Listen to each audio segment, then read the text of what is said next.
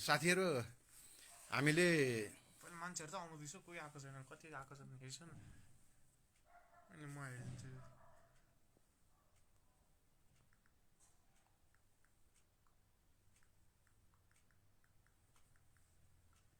एकछिन है, अहिले त्यहाँ कनेक्ट हानिछु, यसलाई कनेक्ट हाल्नु, म यो ल्यापटप बन्द गर्नु। कति 15जना आइसक्यो।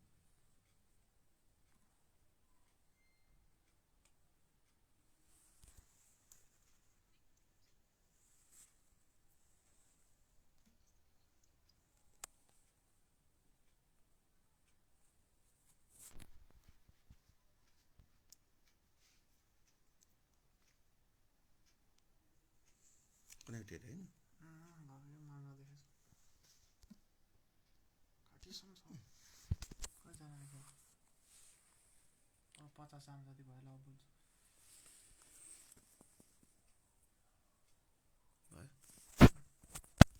कहीँ राखेछु न, एकछिन उता किताब ल्याउँछु म।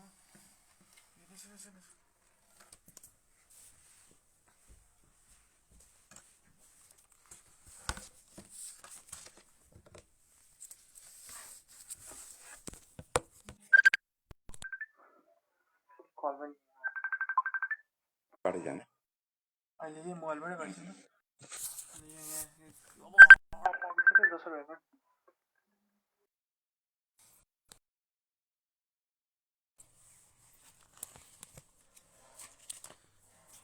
अड्डा राखेछु नि। के भयो? त्यो त मिल्दैन। यो अड्याउने केहीले त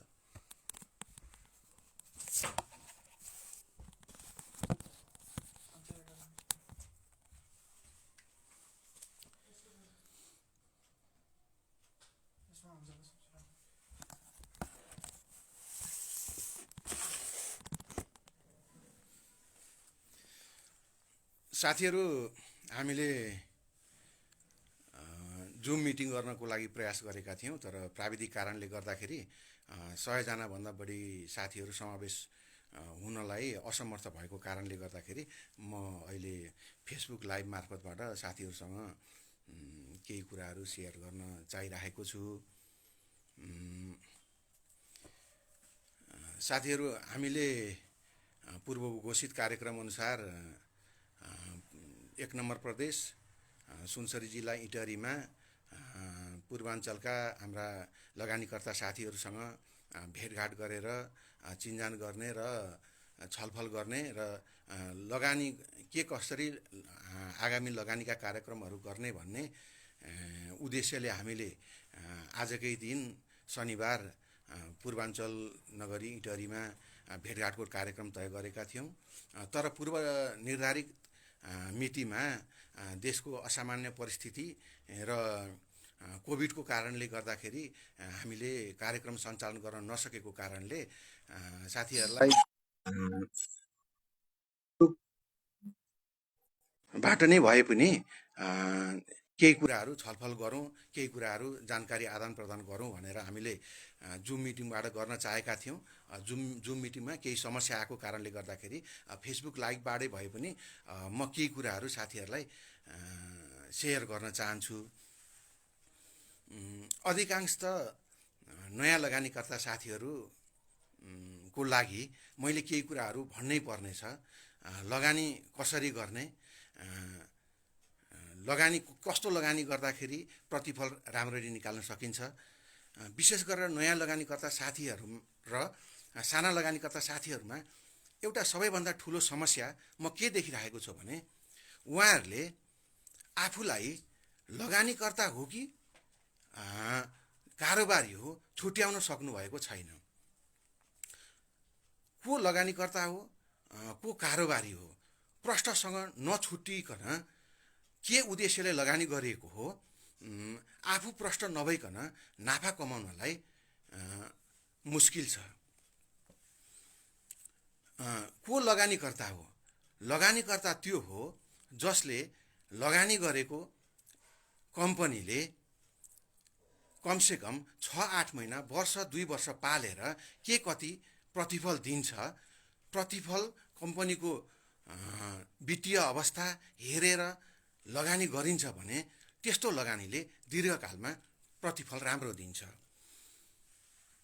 सर्ट टर्मको लागि छोटो समयमा गरिएको लगानीमा वित्तीय विवरणहरू, वित्तीय सूचकाङ्कहरूको अध्ययन कम गरिन्छ र अल्पकालमा पुँजीगत लाभ लिने हिसाबले लगानी गरिन्छ।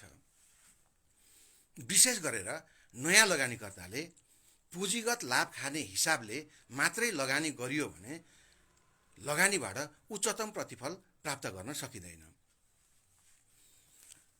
मैले तपाईहरूलाई सरसर्ती केही कुराहरूमा जानकारी दिन चाहन्छु। तपाईँ लगानीकर्ता हो भने तपाईँले बजारको सानोतिनो उतार चढावलाई मतलब गर्नु हुँदैन। 2-4%ले तपाईँले किनेको कम्पनी 2-4% बढ्दैखेरि तपाईँले नाफा बुक गर्नुभयो र 2-4% झर्दैखेरि तपाईँले स्टप लस गरेर बजारबाट निस्किनु भयो भने तपाईँहरूले उच्चतम नाफा लिन सक्नुहुन्न। तपाईँहरूले बजारमा भइरहने सानातिना उतार चढावहरूलाई नजरअन्दाज गर्नुपर्छ। तपाईँले किनेको कम्पनी केही दिनभित्रमा 2-4%, 5%, 10%, 15%सम्म घटे पनि सक्नुहुन्छ भने घटेका कम्पनीहरूलाई एभरेज गर्ने प्रयास गर्नुहोस्। तपाईँसँग पर्याप्त रकम छैन एभरेज गर्ने भने कम्पनीहरू होल्ड गरेर बस्नुहोस्।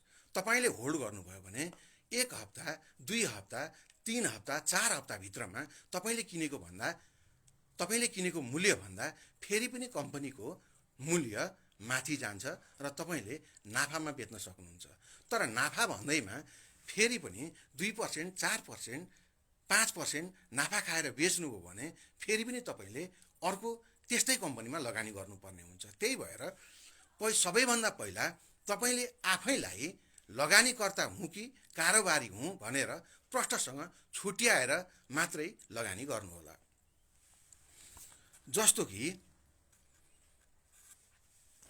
तपाईँ लगानीकर्ता हो भने कम्तीमा पनि 15-20% नाफा नभइकन मैले खरिद गरेका कम्पनीहरू म बिक्री गर्दिनँ भनेर अठोट गर्नुहोस् र यो बुलिस बजारमा तपाईँले खरिद गरेको कम्पनी यदि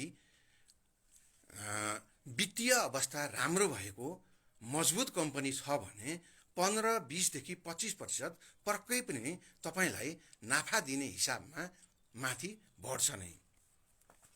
सकेसम्म राम्रा कम्पनीहरूको लाभांश खानको लागि लगानी गर्नुहोस्। लाभांश घोषणा गर्नु अघि नै तपाईँका कम्पनीहरू 15-20-25%ले बढेछन् भने ती कम्पनीहरूलाई तपाईँ बेचेर पुँजीगत नाफा पनि खान सक्नुहुन्छ। अर्कोतिर तपाईँले कारोबारी हुने कि नहुने, तपाईँ बिल्कुल नयाँ लगानीकर्ता हो भने तपाईँ कारोबारी गर्न सक्नुहुन्न। कारोबार गर्नको लागि कम्तीमा पनि केही वर्षको अनुभव चाहिन्छ। म पनि आज केही वर्ष 5-7-10 वर्षको अनुभवबाट केही कारोबार गर्ने गर्छु। कारोबार गर्दा कोही पनि व्यक्ति 100% सफल हुन सक्दैन। त्यसमा पनि साना लगानीकर्ता र विशेष गरेर नयाँ लगानीकर्ताहरू जो सूचनाबाट टाढा रहन्छन् तिनीहरूले कारोबार गरेर नाफा कमाउने सम्भावना कमजोर हुन्छ। केही साथीहरूले मलाई सोध्नु भएको छ कि म ऋण गरेर लगानी गरौँ कि नगरौँ। नयाँ साथीहरूले बिल्कुलै ऋण गरेर सापटी लिएर, अल्पकालको सापटी लिएर, ऋण गरेर महँगो ब्याज दरको पैसा लिएर बजारमा लगानी नगर्नु होला। अहिलेको अवस्थामा तपाईँ आफ्नो बचत, आफ्नो सम्पत्ति प्रयोग गरेर लगानी गर्न सक्नुहुन्छ। तर तपाईँ अनुभवी हुनुहुन्छ, कारोबार गर्दै हुनुहुन्छ भने तपाईँले ऋण लिएर, अल्पकालको ऋण लिएर, दीर्घकालको ऋण लिएर पनि शेयर बजारमा कारोबार गर्न सक्नुहुन्छ।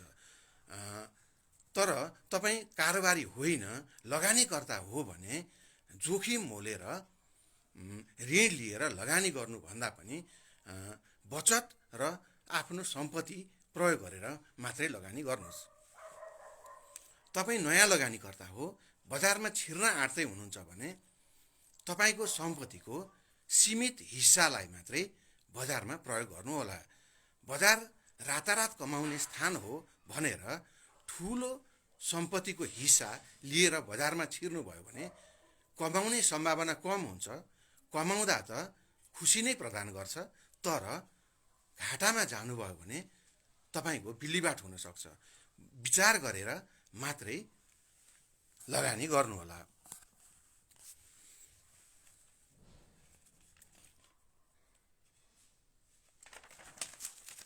मैले तपाईहरुलाई भन्नै पर्ने अर्को कुरा, तपाईको सम्पत्तिको सानो हिस्सा मात्रै लिएर बजारमा छिर्नुहोला। बजारमा केही जोखिम बढेको छ, त्यसैले सम्पत्तिको ठुलो हिस्सा लिएर अहिले बजारमा छिर्ने समय छैन। धेरै नयाँ लगानीकर्ता साथीहरू बजारमा छिर्ने बित्तिकै प्राविधिक ज्ञान लिनको लागि प्राविधिक विश्लेषण कहाँ जाने गर्नुहुन्छ। कस्ता साथीहरूले प्राविधिक ज्ञान लिने, कस्ता साथीहरूले प्राविधिक ज्ञान नलिने, प्राविधिक विश्लेषणको ज्ञान नलिने। जो लगानीकर्ता मित्रहरू लामो समयको लागि बजारमा लगानी गर्दै हुनुहुन्छ, लगानीकर्ता हुनुहुन्छ, उहाँहरूलाई प्राविधिक विश्लेषणको प्राविधिक तालिम लिएर लगानी गरिराख्नुपर्ने जरुरत छैन।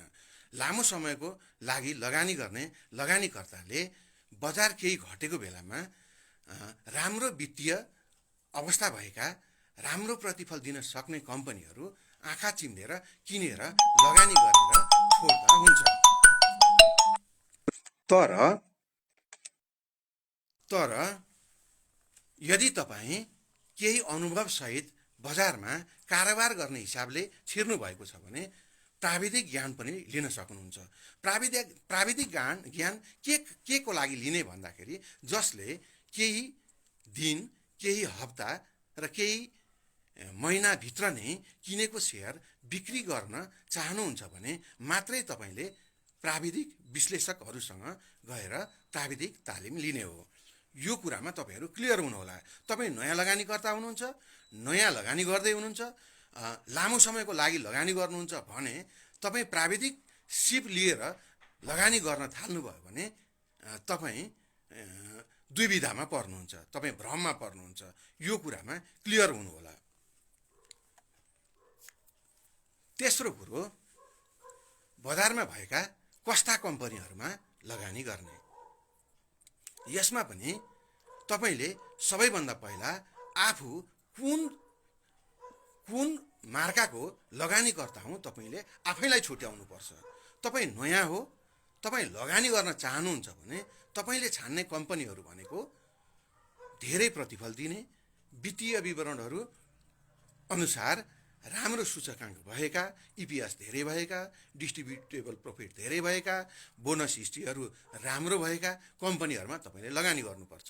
होइन, तपाईँ कारोबारी हो, तपाईँ ट्रेड गर्न चाहनुहुन्छ भने वित्तीय अवस्था राम्रा भएका कम्पनीहरूमा पनि लगानी गर्न सक्नुहुन्छ। वित्तीय अवस्था कमजोर भएका कम्पनीहरूमा पनि तपाईँ लगानी गर्न सक्नुहुन्छ।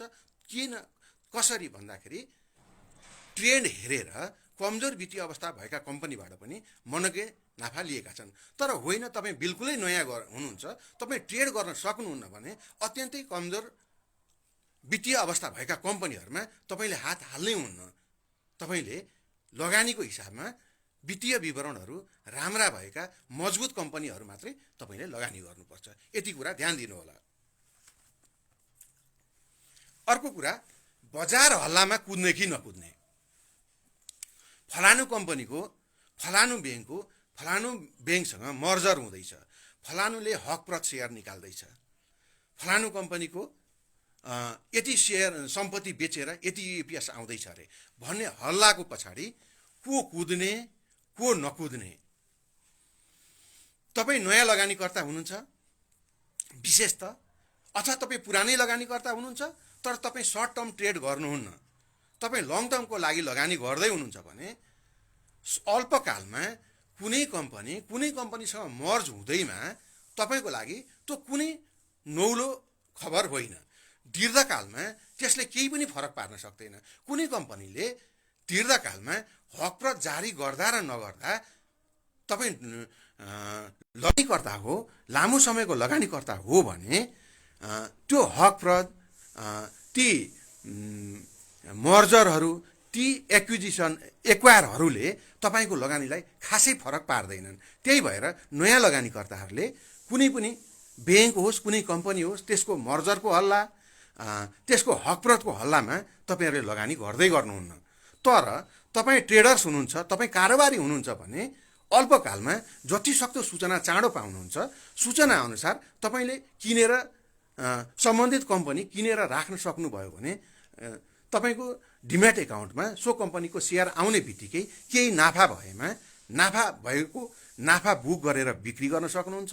होइन हल्ला झुट्टा रहेछ भने पनि तपाईँ आफ्नो लगानी बराबर सामा पनि बेच्न सक्नुहुन्छ र झुटा लगानीको कारण समाचार झुट्टा हल्लाको सत्यता बाहिरिसकेपछि कम्पनी केही घाटा, तपाईँले किनेको मूल्य केही घटेमा तपाईँ स्टप लस गरेर पनि तपाईँले निस्कनुपर्छ। यो कारोबारीको लागि मात्रै हो। लगानी गर्दै हुनुहुन्छ भने यस्ता हल्लाका पछाडि लागेर लगानी झुकिएर पनि नगर्नुहोस्। पहिले आफू कुन दर्जाको लगानीकर्ता हुँ निर्क्योल गरेर मात्रै यस्ता हल्लाहरूको पछाडि लाग्नुहोस्। धेरै साथीहरू सेयर किन्नुहुन्छ, वर्षौँ वर्ष होल्ड गरेर राख्नुहुन्छ। तपाईँहरू जस्ता लगानीकर्तालाई यस्ता मर्जर, यस्ता हकप्रतका हल्लाले केही फरक पार्दैन। आज हकप्रत दिने कम्पनी हकप्रतको नाममा 50%, 100% नै मूल्य वृद्धि भए पनि तपाईँले बेचेर नाफा गर्न सक्नुहुन्न भने त्यो हकप्रत भरेर हकप्रत तपाईँको खातामा आउँदा नआउँदा फेरि तपाईँको लगानी जे थियो कुरो त्यहीँ पुग्छ। त्यही भएर यस्ता हल्लाहरूका पछाडि लाग्ने भनेको ट्रेडर्सले मात्रै हो। तपाईँ लगानीकर्ता हो, तपाईँ नयाँ लगानीकर्ता हो, तपाईँ तुरुन्तै किनेको सेयर बिक्री गर्न सक्नुहुन्न, तपाईँ किनेकै दाममा बिक्री गर्न सक्नुहुन्न, तपाईँ स्टप लस गर्न सक्नुहुन्न भने यस्ता हल्लाका भरमा लगानी नगर्नुहोस्। अर्को कुरो, सधैँ मजबुत कम्पनीमा मात्रै लगानी गर्ने कि कमजोर वित्तीय अवस्था भएको कम्पनीमा पनि लगानी गर्ने? यो सवाल धेरै साथीहरूले मलाई सोध्नुहुन्छ। मेरो उत्तर के छ भने तपाईँ लगानीकर्ता हो, तपाईँ ट्रेडर होइन, तपाईँ कारोबारी होइन भने तपाईँले कमजोर वित्तीय अवस्था भएका, भविष्यमा नाफा होला भनेर कल्पना मात्रै गरेर अहिले किनिएका सेयरहरू, घाटामा गएका कम्पनीहरू, एकदमै न्यून आय भएका कम्पनीहरू तपाईँ लगानीकर्ता हो भने तपाईँले त्यस्ता कम्पनीहरूमा लगानी गर्नु हुँदैन, बिल्कुलै लगानी गर्नु हुँदैन। होइन, तपाईँसँग अनुभव छ, तपाईँ कारोबारी हो, तपाईँ ट्रेड गर्न सक्नुहुन्छ भने अल्पकालको लागि कमजोर वित्तीय सूचकाङ्कहरू भएका कम्पनी पनि छोटो समयको लागि खरिद गर्न सक्नुहुन्छ। तर त्यसको लागि तपाईँसँग लामो अनुभव चाहिन्छ। मौकामा नाफा बुक गर्न सक्नु भएन भने, मौकामा स्टप लस गर्न सक्नु भएन भने त्यस्ता कमजोर वित्तीय अवस्थाका कम्पनीहरूले तपाईँहरूलाई चुर्लुमा डुबाइदिन्छ। यति कुरामा ख्याल गर्नुहोला। अर्को, राइट सेयरको हल्ला र सूचनामा लगानी गर्ने कि नगर्ने कुरो घुम्दै फिर्दै त्यही आउँछ। तपाईँ कारोबारी हो कि लगानीकर्ता हो? तपाईँ लगानीकर्ता हो भने हकप्रद र अन्य खालका हल्ला र सूचनाका पछाडि तपाईँ लाग्नु हुँदैन। तपाईँ लगानीकर्ता हो भने, तपाईँले लामो समयको लागि लगानी गर्नुभएको हो भने। तर तपाईँ ट्रेडर्स हो, तुरुन्तै नाफा बुक गर्न सक्नुहुन्छ, सूचनामा तपाईँको पहिलो पहुँच छ, तुरुन्तै ट्रेड गर्न सक्नुहुन्छ र घाटा भएमा सानो स्टप लस गरेर तपाईँ बाहिर निस्किन सक्नुहुन्छ भने हल्लाका पछाडि र राइटका पछाडि पनि लाग्न सक्नुहुन्छ। तर यसको लागि तपाईँसँग लामो अनुभव चाहिन्छ। तपाईँ 2 महिना भयो बजार छिर्नुभएको, 4 महिना भयो बजार छिर्नुभएको, सालभर भयो बजार छिर्नुभएको भने तपाईँले ट्रेड गर्न सक्नुहुन्न। तपाईँलाई के लाग्न सक्छ भने होइन मैले त फलानु कम्पनी किनेको थिएँ, मैले चन्द्रगिरी हिल त मैले 1900मा किनेर 27-2800मा फालेको, मैले फलानु कम्पनी त मैले 50% 60% नाफा गरेर बेचेको, यो किन सक्दिनँ भन्ने भ्रम पालेर तपाईँले बिना अनुभव ट्रेड गर्नुभयो भने तपाईँ डुब्नुहुन्छ। 10 वटामा 1-2 वटा कम्पनीमा ट्रेड गरेर सफलता हात पारो भन्दैमा ट्रेडर्सले पैसा कमाउन सक्दैन। यो कुरामा तपाईँले एकदमै क्लियर हुनुपर्छ। अर्को कुरो हकप्रद सेयर, बोनस सेयर र नगद लाभांश, यी 3 वटा मध्ये कुन चाहिँ लगानीकर्ताको लागि सबैभन्दा राम्रो भनेर मलाई धेरै लगानीकर्ता साथीहरूले सोध्नु भएको छ। अब हाम्रो पुँजी बजारमा हकप्रद भनेपछि मरिहत्ते गरेर हकप्रदको पछाडि कुद्ने चलन छ। अन्तर्राष्ट्रिय प्र्याक्टिसमा भन्ने हो भने हकप्रद दिने कम्पनीहरूसँग लगानीकर्ताहरू तर्सिन्छन्। कमजोर कम्पनीहरूले पुँजी वृद्धि गर्नु परेमा, पुँजीकोष बढाउने उनीहरूसँग नाफा हुँदैन। बोनस सेयर दिएर पुँजी बढाउने उनीहरूसँग रिजर्भ हुँदैन। उनीहरूको सबैभन्दा सजिलो र उत्तम विकल्प भनेको लगानीकर्ता सेयर होल्डरहरूलाई राइटको नाममा पैसा तिर्न आऊ भनेर कल अर्डर हो हकप्रद भनेको। हामीले यो बुझ्न सकेका छैनौँ। हकप्रद दिने कम्पनी सबैभन्दा कमजोर कम्पनीहरू हुन् जो आफ्नै पुँजी बढाउन पनि आफै नै कमाइबाट सक्षम छैनन्। त्यस्ता कम्पनीहरूको जबसम्म हामी पछि दौडने लगानीकर्ताहरू डुब्छन्। अघिल्लो बुल बजारमा ग्रीन डेभलपमेन्ट ब्याङ्कले 400% को हकप्रद घोषणा गरेको थियो। अत्यन्तै कमजोर वित्तीय अवस्था भएको ग्रीन डेभलपमेन्ट ब्याङ्कको सेयर मूल्य 400% हकप्रद घोषणापछि झन्नै 1200 रुपियाँ पुगेको थियो। त्यो हकप्रद जो लगानीकर्ताले हकप्रद भर्नुभयो, पैसा तिर्नुभयो, त्यो हकप्रद सेयर उहाँहरूको खातामा जम्मा भएपछि बिक्री गर्ने बेलामा 100 रुपियाँभन्दा बढीमा बिकेन। यो कुरा हामीले मनन गर्नुपर्छ। हकप्रदको पछाडि को कुद्ने?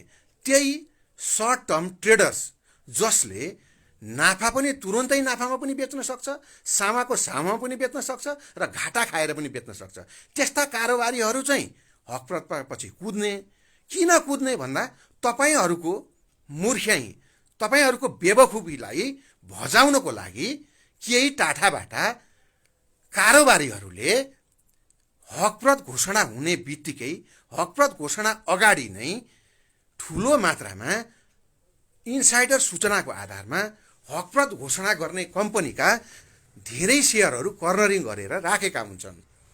टाठाबाठा सूचनामा पहुँच नहुने कारोबारीहरूले हकप्रद घोषणा भएपछि केही महँगो मूल्य तिरेर हकप्रद दिने कम्पनीको सेयर उठाउँछन्।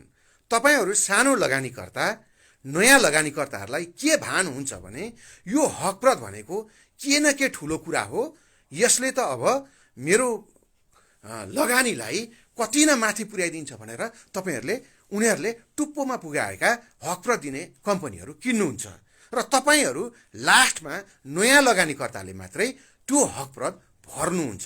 टाठाबाठा र ठुला लगानीकर्ताले हकप्रद भर्नु अगाडि नै तपाईँहरूलाई बेचिसक्नु भएको हुन्छ र हकप्रद सेयर तपाईँको खातामा आइपुग्दाखेरि यदि बुलिस बजार सुरु भयो भने त तपाईँको सामानै उब्छ। यसकारणले नयाँ लगानीकर्ताले कहिल्यै पनि हकप्रदको पछाडि दौडनु हुँदैन। हकप्रद दिने कम्पनी कमजोर कम्पनीहरू हुन्। बोनस सेयर कुन कम्पनीले दिन्छ? औसत कम्पनीहरू जसले राम्रै नाफा कमाइरहेका छन्, उनीहरूको रिजर्भ पनि बढेको छ र पुँजी बढाउन अनिवार्य भएमा त्यस्ता कम्पनीहरूले बोनस सेयर दिन्छन्। बोनस सेयर दिँदैमा लगानीकर्ता अथवा सेयर होल्डरलाई नाफा हुने होइन। बोनसको मूल्य समायोजन भइसकेपछि मूल्य त अटोमेटिकल्ली समायोजन भएर त्यही ठाउँमा आइपुग्छ। तपाईलाई हिसाबमा केही पनि फाइदा भएको हुँदैन। तर पनि हाम्रो देशमा बोनस सेयर दिने कम्पनीहरूको पनि चाम राम्रै छ। मेरो नजरमा हकप्रद घोषणा गर्ने कम्पनी र हकप्रद भन्दा बोनस घोषणा गर्ने कम्पनी र बोनस सेयर धेरै उत्तम हो। बोनस दिने कम्पनीमा लगानी गर्नु उत्तम हो। बाँकी रह्यो लाभांश, नगद लाभांश। नगद लाभांश दिने कम्पनीहरू कस्ता कम्पनी हुन्? नगद लाभांश हत्तपत्त कम्पनीहरूले दिन सक्दैनन्, किनकि नगद लाभांश दिने कम्पनीहरूको वित्तीय अवस्था अत्यन्तै मजबुत भएको हुनुपर्छ। वास्तविक रिटर्न भनेको नगद लाभांश नै हो। हुनुपर्ने सबैभन्दा राम्रा कम्पनी र सबैभन्दा लगानीकर्ताको रोजाइमा पर्नुपर्ने कम्पनीहरू भनेका नगद लाभांश दिने कम्पनीहरू हुनुपर्ने हो र हुनुपर्छ। तर हाम्रो पुँजी बजारमा नगद लाभांश जो हाम्रो खल्तीमा आउँछ, जसले हामी दसैँ मान्न सक्छौँ, जसले हामी हाम्रा आवश्यकताहरू पुरा गर्न सक्छौँ, त्यस्तो नगद लाभांशलाई चाहिँ हामीले आजसम्म अन्डर इस्टिमेट गरिरहेका छौँ। हामीले भविष्यमा नगद लाभांश दिन सक्ने कम्पनीहरूलाई रोजाइमा पार्यौँ भने हाम्रो बजारको गलत ट्रेन्डलाई हामी सही ट्रेन्डमा लान सक्छौँ। यो कुरामा हामीले चनाखो हुनुपर्छ। वास्तविक प्रतिफल भनेको नगद लाभांश मात्रै हो र सबैभन्दा राम्रा कम्पनी भनेको नगद लाभांश दिने कम्पनीहरू हुन्। यो कुरा हामीले विचार गर्यौँ भने हामी लगानीकर्ता जबसम्म सुध्रदैनौँ, कम्पनीहरू सुध्रनेवाला छैनन्। आज हकप्रद कस्ता कम्पनीलाई जरुरी छ? आज हकप्रद वास्तवमै पुँजी र पुँजी कोष कम भएका कम्पनीलाई हकप्रद जरुरी हुनुपर्ने हो। त्यस्ता कम्पनीहरू कुन होलान् त भनेर अहिले हाम्रा लिस्टेड कम्पनीहरू हेर्ने हो भने माइक्रो फाइनान्सलाई बाहेक साँच्चै पुँजीको जरुरी भएर कार्य सञ्चालन गर्नै बाधा पर्ने गरी बाँकी क्षेत्रमा पुँजी बढाउनु पर्ने त्यत्रो जरुरी देखिँदैन। माइक्रो फाइनान्सलाई त राष्ट्र ब्याङ्कले हकप्रद घोषणा गर्न लगाम लगाएको छ। मर्जर गरेर आऊ, सङ्ख्या घटाऊ, हकप्रदको विषयमा पछि सोचौँला भनेर राष्ट्र ब्याङ्कले ताला लगाइदिएको छ। अलिकति उत्ताउला बिमा कम्पनीहरू, केही बैंकिङ क्षेत्रका कम्पनीहरू पनि राष्ट्र ब्याङ्कको स्वीकृति नै नलिकन केही माइक्रो फाइनान्सहरू पनि हकप्रद घोषणा गर्दैछन् अल्पकालमा मूल्यमाथि खेल्नको लागि। यस्ता कुराहरूमा चनाखो भएर लाग्नुहोला। अर्को एउटा हाम्रो गलत बिहेभियरको कारणले गर्दाखेरि राम्रा कम्पनीहरू कम्पनीलाई आवश्यकतै नभएको बोनस सेयर बाँडेर कम्पनीलाई पुँजीको भार बोकाइरहेका छन्। उदाहरणकै लागि भन्नुपर्दा एनएलआइसी असाध्यै राम्रो जीवन बिमा कम्पनी हो। एनएलआइसीलाई बिमा समितिको निर्देशन अनुसार कम्तीमा 2 अरब मात्रै चुक्ता पुँजीको आवश्यकता थियो। तर अल्पकालमा कम्पनीको मूल्यमा चलखेल गर्नको लागि कम्पनी सञ्चालक र व्यवस्थापनले ठुलो मात्रामा बोनस सेयर जारी गरेर कम्पनीलाई ब्याङ्कभन्दा भारी बनाइसके। झन्डै 8 अरबको बिमा कम्पनी बनाइसके। पुँजी बढाउँदा बोनस सेयर धेरै दिँदा अल्पकालमा मूल्यमाथि चलखेल गर्न सकिन्छ, तर दीर्घकालमा मूल्यमा फरक पार्दैन। आज एनएलआइसीले पुँजी बढाएर 8 अरब नपुर्याएको हुन्थ्यो भने अहिले एनएलआइसीको मूल्य आजको मूल्यमा रहँदैन थियो। उदाहरणकै लागि भन्नुपर्दा हिमालयन डिस्टिलरी, जसलाई पुँजी बढाउने आवश्यकता छैन। हामीले अन्तर्राष्ट्रिय प्र्याक्टिसमा हेर्ने हो भने पुँजी बढाउनु र पुँजी कोष बढाउनुमा खासै अन्तर छैन। कमाएको पुँजीलाई रिजर्भमा राखेर रिजर्भ र पुँजी जोडेर पुँजी कोषले कम्पनी चलाउन सकिन्छ। अन्तर्राष्ट्रिय प्र्याक्टिसलाई हेर्ने हो भने पुँजी अत्यन्त कम हुन्छ। पुँजीको 10औं गुणा, 20औं गुणा, 50औं गुणा, 100 गुणासम्म पुँजी कोष हुन्छ। त्यस्ता कम्पनीहरूको मूल्य हेर्नुहोस् त अन्तर्राष्ट्रिय बजारमा कति छ। तर हामी लगानीकर्ताहरूको गलत व्यवहारको कारणले बोनस धेरै दियो, कम्पनी राम्रो, बोनस कम दियो, कम्पनी नराम्रो। कम्पनी राम्रो र कम्पनी नराम्रो हुनलाई कम्पनीले कमायो कमाएन महत्त्वपूर्ण कुरा हो। कम्पनीले कमाएपछि त कम्पनीको रिजर्भ बढिहाल्छ नि। रिजर्भ बढेपछि बोनस सेयर दिए पनि नदिए पनि कमाएको त छ नि। कमाउनु महत्त्वपूर्ण कुरा हो, रिजर्भ बढ्नु महत्त्वपूर्ण कुरा हो। पुँजी बढाएर सेयर सङ्ख्या थप्दैमा कम्पनी मजबुत हुने होइन। कम्पनी मजबुत हुनलाई पुँजी कोष बढाउँदा पुग्छ, रिजर्भ बढाउँदै जानुपर्ने हो। तर हाम्रा कम्पनीहरू हाम्रै कारणले पुँजी कोष रित्याउँदै बोनस सेयरको नाममा पुँजीमाथि पुँजी बढाउँदै कम्पनीलाई कुरूप बनाउँदैछन्। हामी सुध्रनुपर्छ। कम्पनीहरूले नाफा कमाएपछि कम्पनी राम्रो भनेर हामीले मूल्याङ्कन गर्नुपर्छ। सकेसम्म नगद लाभांशलाई हामीले प्राथमिकता दिनुपर्छ। नगद लाभांश कुनै कम्पनीले घोषणा गर्यो भने हामीले हारालुज गरेर त्यो कम्पनी उठाइदिउँ भने त्यो कम्पनीको व्यवस्थापनले, त्यो कम्पनीको सञ्चालकले किन हामीलाई बोनसको भारी बोकाएर, हकप्रतको भारी बोकाएर, पुँजीको भारी बोकाएर कम्पनीलाई कुरूप बनाउनेछन्। हामीले अब नयाँ ढङ्गले सोच्नुपर्छ कि हामीलाई नगद लाभांश चाहिन्छ भनेर। यो बोनस सेयर र हकप्रतको पछाडि कुद्न अब हामीले बन्द गर्नुपर्छ। अब केही साथीहरूले सोध्नु भएको छ, कुन समूहमा लगानी गर्नु उत्तम? फेरि पनि कुरो घुम्दै फिर्दै रुम्जाटार त्यहीँ पुगिन्छ। तपाईँ कारोबारी हो कि लगानीकर्ता?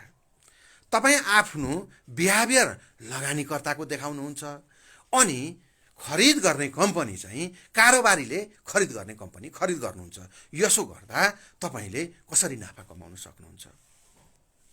तपाईँ लगानीकर्ता हो, लामो समयको लागि लगानी गर्दै हुनुहुन्छ, तपाईँ तुरुन्तै बिक्री गर्नुहुन्न भने तपाईँले मजबुत वित्तीय अवस्थाका, मूल्यमा ठुलो फ्लक्चुएसन नहुने, विशेष गरेर ब्याङ्क, विकास ब्याङ्क जस्ता कम्पनीहरूमा लगानी गर्नुपर्छ। यसो गर्दा दीर्घकालमा तपाईँलाई फाइदा हुन्छ र जोखिम पनि कम हुन्छ। होइन तपाईँ अल्पकालीन कारोबारी हो भने त अहिले ब्याङ्क, विकास ब्याङ्कहरूमा मूल्यमा लचकता, फ्लक्चुएसन कम भएका कम्पनीमा लगानी गरेर कारोबारीले नाफा कमाउन सक्दैन। आज तपाईँहरू भन्नुहुन्छ नि किन ब्याङ्कहरू बढेनन्? हो, ब्याङ्कहरू नबढेको कारण यही हो। ठुला खेलाडीहरूले ब्याङ्कलाई फ्लक्चुएट गराएर धेरै माथि र तल गर्न सक्दैनन्। यसकारण ठुला खेलाडीहरू, वित्तीय अवस्था कमजोर भएका, थोरै पुँजी भएका कम्पनीहरूमा कर्नरिङ गरेर उनीहरूले मूल्यमा ठुलो फ्लक्चुएसन गराउँछन्। उदाहरणको रूपमा हेर्ने हो भने धेरै हाइड्रो कम्पनीहरूलाई हेर्न सकिन्छ। अहिले कारोबारीहरूको र ठुला खेलाडीहरूको मुख्य लक्ष्य भनेकै जलविद्युत कम्पनीहरू छन्। जलविद्युत कम्पनीहरूलाई उनीहरूले कर्नरिङ गर्छन्। 2 सर्किट 3 सर्किटसम्म उनीहरूले आफै मूल्य बढाएर लान्छन्, हामीलाई लल्चाउँछन्। त्यसपछि हामी लगानी गर्ने मान्छेहरू टुप्पोमा गएर अत्यन्तै कमजोर वित्तीय अवस्थाका कम्पनीहरू हामी उनीहरूका किनिदिन्छौँ, उनीहरू बेचेर निस्किन्छन् अनि त्यस्ता कम्पनीहरूबाट हप्ता, 2 हप्ता, 3 हप्ता, 4 हप्ता कारोबारी र ठुला लगानीकर्ताहरू बाहिरिन्छन्। मूल्य क्रमशः घट्छ। 10%, 15%, 20% घट्न थालेपछि हामी जो लगानी गर्न भनेर, जो छोरानातिका लागि भनेर किनेका कम्पनीहरू घाटामा फेरि ठुला खेलाडी र कारोबारीहरूलाई बिक्री गरिदिन्छौँ। हामी भन्छौँ नि, धेरै लगानीकर्ताहरूको के प्रश्न हुन्छ भने, सर मैले बेचेपछि कम्पनीको मूल्य बढ्छ, मैले किनेपछि कम्पनीको मूल्य घट्छ किन भनेर लगानीकर्ताहरू सोध्नुहुन्छ। यही कारणले हो, जब उहाँहरू प्यानिक भएर घाटा खाएर सेयर बेचिदिनुहुन्छ, फेरि खेलाडीले उठाउँछन्। फेरि ती कमजोर वित्तीय अवस्थाका कम्पनीहरूलाई उहाँहरूले पहिला जस्तै 2 सर्किट 3 सर्किटसम्म आफैले खरिद गरेर माथि पुर्याउनुहुन्छ, फेरि हामीलाई नै बेचिदिनुहुन्छ। यो चक्र चलिरहेको छ। त्यसैले हामी नयाँ छौँ, नयाँ लगानीकर्ता हौँ, हामी लगानी गर्न आएका बजारमा हौँ भने मजबुत वित्तीय अवस्था भएका ब्याङ्क, विकास ब्याङ्क र केही राम्रा लघुवित्त कम्पनीहरू, अहिले 3 महिना लगभग भयो होला जीवन बिमा कम्पनीहरू बेयर स्ट्यान्डमा गएका छन् अथवा भनौँ साइडवेजमा गएका छन्। उनीहरू बजार 21-2200 हाराहारी हुँदाका मूल्यमा छन्। अहिले हामी यदि लगानी गर्ने हिसाबले केही लामो समयको लागि लगानी गर्ने हो भने जीवन बिमा कम्पनीहरूमा पनि अहिले लगानी गर्न सक्छौँ। बाँकी कारोबार गर्ने हो भने त जेमा ट्रेन्ड आएको छ, ब्याङ्कमा आए ब्याङ्कमा छिर्ने, विकास ब्याङ्कमा आए विकास ब्याङ्कमा छिर्ने, फाइनेन्समा आए फाइनेन्समा छिर्ने। अब अहिले सदाबहार त बेलुन जसरी फुलाइएका हाइड्रोमै बहार आइरहेको छ, त्यतातिर जानुहोला। अब एउटा मैले भन्नै पर्ने कुरा, बजारमा नयाँ लगानीकर्ताहरूको त अध्ययन गर्ने बानी शून्य जस्तै छ। नयाँ लगानीकर्ताहरू त अध्ययन गर्दै गर्नुहुन्न, तर केही दशकदेखि 5-7 वर्षदेखि अथवा 1-2 वर्ष अगाडिबाट लगानी गर्दै आउनुभएका लगानीकर्ता मित्रहरू पनि अध्ययन भनेको बिल्कुल जिरो गर्नुहुन्छ। उहाँहरूले कमसेकम सेयर लगानी गर्नुभन्दा अगाडि, कुनै कम्पनीको सेयर किन्नुभन्दा अगाडि कमसेकम कम्पनीले विभिन्न त्रैमासिक रिपोर्टहरू प्रकाशित गरेका हुन्छन्, वार्षिक रिपोर्टहरू प्रकाशित गरेका हुन्छन्।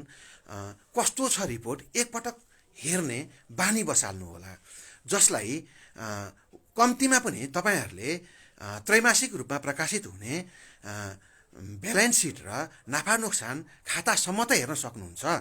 यदि कोही लगानीकर्ता मित्रहरूलाई बिल्कुलै ब्यालेन्स सिट र प्रफिट एन्ड लस एकाउन्ट पनि हेर्न आउँदैन भने तिनीहरूमा मुख्य के कुरा हेर्नुपर्छ भनेर केही जान्ने लगानीकर्ताहरूसँग तपाईँ सोध्न सक्नुहुन्छ र नोट गरेर राख्नुहोस्। हेर्नै पर्ने कुराहरू के हुन्, ती हेर्नुपर्ने कुराहरूमा हरेक कम्पनीको रिपोर्ट प्रकाशित भएपछि हेर्ने गर्नुहोस्।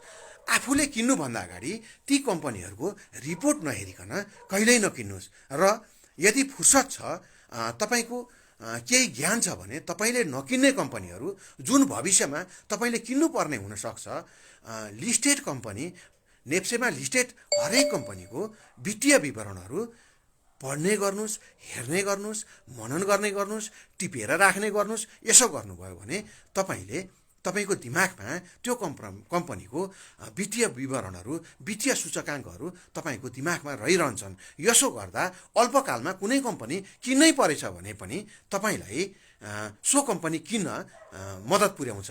मानिलिनुहोस् कुनै कम्पनीको मूल्य, तपाईँ कारोबारी हुनुहुन्छ, कारोबार समयमै कुनै कम्पनीको मूल्य अचानक बढ्न थाल्यो भने तपाईँले सट्ट दिमागमा सोच्न सक्नुहुन्छ त्यो कम्पनीको वित्तीय अवस्था कस्तो छ, त्यो कम्पनीका सूचकाङ्कहरू कस्ता छन्। होइन, सूचकाङ्कहरू पनि राम्रा छन्, वित्तीय विवरण पनि राम्रो प्रकाशित गरेको थियो, आज अचानक मूल्य बढ्दैछ, कारोबारीहरू हाबी भए, सेयर ठुलो मात्रामा किनबेच हुँदैछ। यस्तो मौका छ भने भोलि होल्ड नै गर्नु परेछ भने पनि लाभांशले चित्त बुझाउला। अल्पकालमा पुँजीगत लाभ लिन सकिएछ भने कमाउला भनेर तपाईँ तुरुन्तै छिर्न सक्नुहुन्छ। तपाईँहरूमध्ये 90% भन्दा बढी लगानीकर्ताहरू बिल्कुलै अध्ययन गर्नुहुन्न। अध्ययन गर्नुहोस्। बिना अध्ययन गरेको लगानीले तपाईँलाई अल्पकालमा केही कम्पनीमा नाफा देला, दीर्घकालमा धेरै कम्पनीले तपाईँलाई नोक्सान दिनेछन्। यो कुरामा ध्यान दिनुहोला। तपाईँहरूलाई बिल्कुल वित्तीय विवरणहरू हेर्न नजान्ने मित्रहरूले मलाई सम्पर्क गर्नुहोला। आफ्नो छेउछाउमा भएका म कोही विज्ञहरूलाई अथवा मेरो सम्पर्कमा तपाईँहरू नजिकै हुनुहुन्छ भने आउनुहोस्। हेर्नै पर्ने वित्तीय सूचकाङ्कहरू, वित्तीय विवरणका वित्तीय सूचकाङ्कहरू हेर्नै पर्ने कस्ता सूचकाङ्कहरू हुन्छन्, के हेर्नुपर्छ। हेर्नै पर्ने सूचकाङ्कहरूमध्ये पनि धेरै लगानीकर्ताले के हेर्नुहुन्छ भने इपिएस हेर्नुहुन्छ। इपिएस मात्रै सबै कुरा होइन। नाफा हेर्नुहुन्छ। नाफा मात्रै सबै कुरा होइन। नाफा कुन हिसाबले आयो, इपिएस कुन हिसाबले आयो, त्यो वेहरू पनि पत्ता लगाउनु पर्छ। कम्पनीको नेटवर्थ कति छ, त्यो नेटवर्थ पनि रिजर्भमा कति छ, रिजर्भ डिस्ट्रिब्युटेबल हो कि होइन, यस्ता कुराहरूमा ध्यान दिने गर्नुहोस्। सबैभन्दा ठुलो कुरो अध्ययन गर्नुहोस्। गफ चुटेर फेसबुकमा बुम बुम बुम बुम अब त हरियाली यति नपुगी छोड्दैन, फलानु कम्पनी बुम बुम, यस्ताका पछाडि नलाग्नुहोस्। यस्ता कमान्ड गरेर समय खेर नपाल्नुहोस्। त्यस्तो समयलाई तपाईँ अध्ययनमा बिताउनुहोस्। कम्पनीको वित्तीय विवरणहरू हेर्नुहोस्। त्यो समयलाई यस्ता फन्टुस कुराहरूको पछाडि लाग्नुभयो भने तपाईँको फेसबुकमा निस्किने अनलाइन मिडियाले छापेका फलानु कम्पनीले त यति % बोनस बाँड्दैछ अरे, राइट आउँदैछ अरे, फलानु कम्पनी मर्जमा जाँदैछ अरे, फलानु र फलानुको मर्जमा जाँदैछ अरे, यस्ता हल्लाका पछाडि लागेर तपाईँले लगानी गर्नुभयो भने तपाईँको लगानी डुब्ने प्रबल सम्भावना छ। सुध्रनुहोस्, अध्ययन गर्नुहोस्। अध्ययन गर्न सिक्नुभयो भने जस्तै नजान्ने मान्छेले पनि 2-4 महिना अध्ययन गर्न सिक्नुभयो भने तपाईँलाई धेरै गुणाको ज्ञान हुन्छ। तपाईँलाई फसाउने सम्भावना एकदमै कम हुन्छ। सधैँ अरूलाई सोधेर र अरूको विश्वासमा सेयर बजारमा देखिने विश्लेषकहरू 79% तपाईँलाई ज्ञान दिने विश्लेषकहरू सबै ठग्न बसेका हुन्। उनीहरूले किनेर पोर्टफोलियोमा भरेर बेच्नलाई तयार भएपछि तपाईँलाई किन्ने सल्लाह दिन्छन्। त्यसरी किनेका कम्पनीमा तपाईँले कति नाफा खानुहोला अथवा घाटा खानुहोला, होसियार रहनुहोस्। मेरै विश्वास मान्नुपर्छ भन्ने छैन। मैले पनि तपाईँलाई मिसगाइड गरेर हिँड्न सक्छु। मैले पनि तपाईँलाई नोक्सानी पुर्याउन सक्छु। त्यसैले लगानी गर्नुभन्दा अगाडि आफै अध्ययन गर्नुहोस्। आजैदेखि अध्ययन सुरु गर्नुहोस्। तपाईँहरूको अध्ययन एकदमै कम छ। तपाईँहरू सामाजिक सञ्जालमा नचाहिँदा कुराहरू, नचाहिँदा पोस्ट गरेर, नचाहिँदा पोस्ट हेरेर, नचाहिँदा कमेन्ट गरेर तपाईँहरू अध्ययन गर्ने समय खेरा फालिराख्नु भएको छ। कृपया अध्ययन गर्नुहोस्। अर्को कुरो, धेरै साथीहरूले सोध्नु भएको छ। अस्ति मैले एउटा इन्टरभ्यूमा कुरो उठाएको थिएँ। म्युचुअल फन्डको आइपिओ, डिभेन्चरको आइपिओ भर्ने कि नभर्ने हामीलाई दुविधा भयो भनेर भन्नुभएको छ। धेरै नयाँ लगानीकर्ता साथीहरू जो दोस्रो बजारमा भर्खरै कारोबार गर्दै हुनुहुन्छ अथवा दोस्रो बजारमा कारोबारै गर्नुभएको छैन, आइपिओ मात्रै भर्नुहुन्छ, आइपिओ दोस्रो बजारमा बिक्री गर्दै हुनुहुन्छ, उहाँहरूले एउटा गम्भीर गल्ती गर्दै हुनुहुन्छ। उहाँहरू आइपिओ नाम देखेका सबै आवेदनहरूमा आवेदन गर्दै हुनुहुन्छ, सबैको आइपिओ भर्दै हुनुहुन्छ। डिभेन्चर भनेको तपाईँको सेयरको सम्बन्धित कम्पनीको स्वामित्व होइन। सेयर भनेको तपाईँले कुनै कम्पनीको आइपिओ भर्नुभयो, त्यसको सेयर तपाईँलाई पर्यो भने तपाईँ त्यसको अंशियार हो। त्यो कम्पनीले नाफा कमाएमा नाफाको भागीदार पनि तपाईँ नै हो। त्यो कम्पनीले घाटा कमाएमा घाटाको भागीदार पनि तपाईँ नै हो। घाटा भए तपाईँले घाटा सहने, नाफा भए तपाईँको नाफा आयो। कम्पनीले बोनस दिँदाखेरि दामासाहीले तपाईँले बोनस सेयर पाउनुहुन्छ, नगद लाभांश पाउनुहुन्छ। तर डिभेन्चर भनेको सम्बन्धित कम्पनीले ऋण बापत तपाईँसँग असुल गरेको रकम हो। त्यो तपाईँले डिभेन्चर जारी गर्ने कम्पनीलाई ऋण दिँदै हुनुहुन्छ। ऋणको ब्याज अग्रिम रूपमा तोकिएको हुन्छ। ब्याज दर बढेको बेलामा महँगा ब्याजदरका डिबेन्चरहरू जारी हुन्छन्। केही वर्ष अगाडि ब्याङ्कहरूले नै 10.5, 11, 11.5%सम्मका ब्याज दरका डिबेन्चरहरू जारी गरेका थिए। अहिले ब्याङ्कहरूले 8-9% का ब्याज दरका डिबेन्चरहरू जारी गर्दैछन्। सायद केही दिनभित्रमा नेपाल ब्याङ्क लिमिटेडले 8.5% को ब्याज दरको डिबेन्चर जारी गर्दैछ। तपाईले 8.5% डिबेन्चरको आइपिओ भरेर तपाईँ नेपाल ब्याङ्क लिमिटेडको सेयर धनी हुने होइन। तपाईँ नेपाल ब्याङ्क लिमिटेडको साहु हो। नेपाल ब्याङ्क लिमिटेडलाई तपाईँ सो रकम बराबरको ऋण दिँदै हुनुहुन्छ, वार्षिक 8.5% ब्याज पाउने हिसाबमा।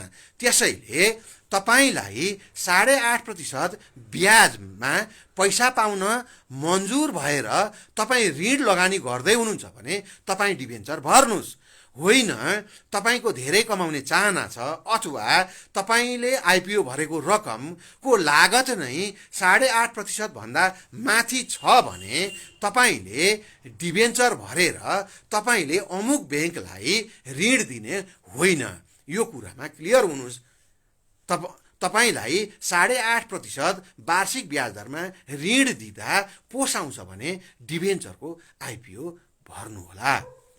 अर्को कुरो रह्यो म्युचुअल फन्ड।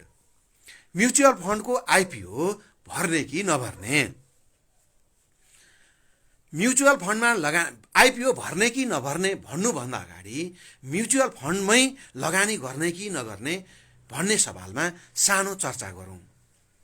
अन्तर्राष्ट्रिय प्र्याक्टिसमा नयाँ लगानीकर्ता दोस्रो बजारमा प्रवेश गर्दा सबैभन्दा सुरक्षित लगानीको रूपमा म्युचुअल फन्डमा लगानी गरिन्छ। म्युचुअल फन्डहरू नेपालका कमर्सियल ब्याङ्कहरूले खोलेका क्यापिटल मार्केटहरूले सञ्चालनमा ल्याउँछन्। हामीसँग आइपिओमा उठाएर र ब्याङ्कले लगानी गरेर एउटा फन्ड तयार हुन्छ। सो फन्ड प्रयोग गरेर क्यापिटल मार्केटहरूले बजारमा लगानी गर्छन्। म्युचुअल फन्डको उद्देश्य अनुरूप केही हिस्सा डिबेन्चरमा लगाउँछन्, केही हिस्सा म्युचुअल फन्डमै लगाउँछन् अन्य म्युचुअल फन्डहरूमा, केही हिस्सा फिक्स डिपोजिट गर्छन् र केही हिस्सा दोस्रो बजारमा कारोबार भइरहेको लिस्टेड कम्पनीहरूमा को सेयर किन्नमा पनि प्रयोग गर्छन्। बिल्कुलै नयाँ लगानीकर्ताहरूले आफूले जोखिम मोलेर दोस्रो बजारमा लगानी गर्नुभन्दा म्युचुअल फन्डमा लगानी गर्नु सुरक्षाको हिसाबले र प्रतिफलको हिसाबले राम्रो हो। मैले तपाईँहरूलाई एकपटक हुनुपर्छ कार्तिक मङ्सिरको हाराहारीमा म्युचुअल फन्डमा लगानी गर्नुहोस् भनेर धेरै पटक भनेको थिएँ।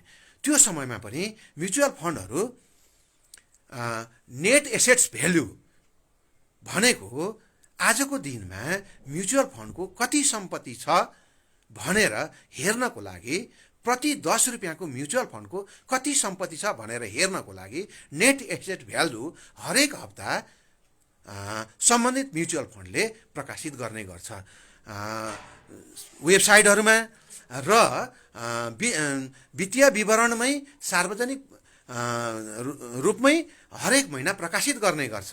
त्यो समयमा पनि म्युचुअल फन्डहरूको 30 देखि 35% डिस्काउन्ट रेटमा बजार मूल्यमा पाइरहेको थियो।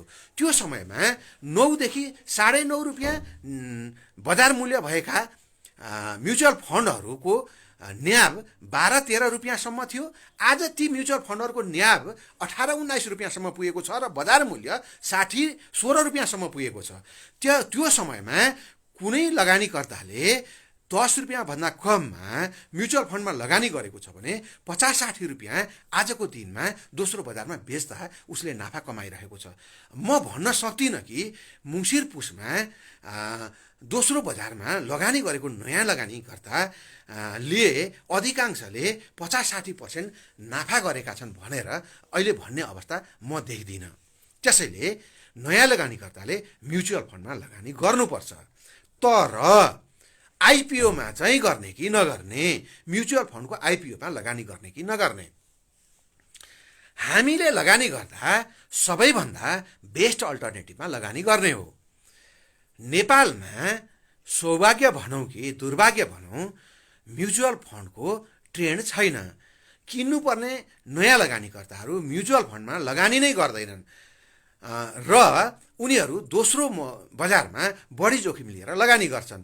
यसै कारणले प्रिमियम मूल्यमा बिक्री हुनुपर्ने अथवा भनौँ न्याब नेट एसेट्स भ्यालु न्याब भन्दा प्रिमियम भ्यालुमा जोडेर महँगोमा किन्नुपर्ने म्युचुअल फन्डहरू धेरै सस्तोमा न्याब भ्यालु भन्दा 30-35% डिस्काउन्ट रेटमा बजारमा किन्न पाइन्छ, खरिद बिक्री गर्न पाइन्छ। आजको दिनमा 13 रुपियाँ आसपास नेट एसेट्स भ्यालु न्याब भएका म्युचुअल फन्डहरू 10 रुपियाँ हाराहारीमै किन्न पाइन्छ। ती म्युचुअल फन्डहरूले आउने 4 महिनाको वा 5 महिनाको अवधिमा तपाईँलाई कम्तीमा 20% सरदरमा नगद लाभांश दिँदैछन्। ती कम्पनीलाई, ती म्युचुअल फन्डलाई, ती 13 न्याब भएका म्युचुअल फन्डलाई 10 रुपियाँमा, 10 रुपियाँ 15 पैसामा, 10 रुपियाँ 20 पैसामा अथवा 20 रुपियाँ न्याब भएका म्युचुअल फन्डलाई 15-16 रुपियाँमा खरिद गर्ने कि नयाँ प्रकाशित हुँदै गरेको नेट एसेट्स भ्यालु लगभग 9 रुपियाँ 50 पैसा भएको म्युचुअल फन्डलाई 10 रुपियाँको आइपिओमा लगानी गर्ने। निश्चित रूपमा पुराना सेकेन्डरी बजारमा कारोबार हुँदै गएका म्युचुअल फन्डहरूलाई हामीले 10 रुपियाँमा किन्यौँ भने हामीले प्रतिफल बढी पाउँछौँ। यसर्थ नयाँ म्युचुअल फन्डका आइपिओहरू नभरौँ तर म्युचुअल फन्डमा लगानी गरौँ। पुराना म्युचुअल फन्ड जसका न्याब भन्दा बजारमा 30-35-40% डिस्काउन्ट छन्, खोजी त्यस्ता म्युचुअल फन्डमा नयाँ लगानीकर्ताले लगानी गरौँ। ढुक्कले 15-20% कम्तीमा अबको 3-4 महिनामा नगद लाभांश पाऊँ। यो ग्यारेन्टी मार्जिन हो, यसमा कुनै लगानीकर्ता फस्दैन, म तपाईँहरूलाई ग्यारेन्टी दिन्छु। यो कुरा विचार गर्नुहोला बिल्कुलै नयाँ लगानीकर्ता जो अहिले दोस्रो बजारमा छिर्न पाउनुहुन्छ।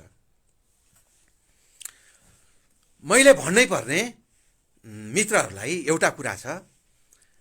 मलाई केही मित्रहरूले मेरा फेसबुक स्ट्याटसहरूमा एउटा प्रश्न बारम्बार गर्नुहुन्छ। तपाईँले विशाल बजार कम्पनी बिबिसी किनेर किन मान्छेलाई डुबाउनु भयो भनेर मलाई बार फेसबुकको स्ट्याटसमा कमेन्ट गर्नुहुन्छ केही साथीहरू। उहाँहरूलाई यो बिबिसीको बारेमा आज मैले भन्नै पर्नेछ। म भन्छु, मेरो सानो कुरा सुनिदिनु होला। दशैंको आसपासमा हुन्छ बिबिसीको बजार मूल्य 1600 देखि 1650 को आसपासमा थियो।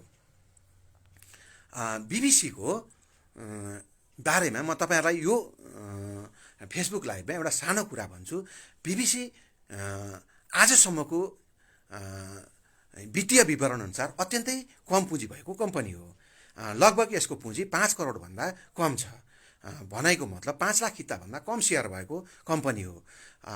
बिबिसीले चर्चेको जमिन 12 रोपनी जमिन छ। त्यसमध्ये 8 रोपनी सरकारी जमिन, 4 रोपनी बिबिसीको आफ्नै जमिन र त्यो बिल्डिङ थियो। शेयर स्वामित्वको हिसाबमा नेपाल सरकारले क्लेम गरेपछि सर्वोच्च अदालतको फैसला अनुसार नेपाल सरकारलाई 8 रोपनी जमिन बापत 99% लगभग शेयर स्वामित्व दिनको लागि सर्वोच्च अदालतले फैसला गरेको छ।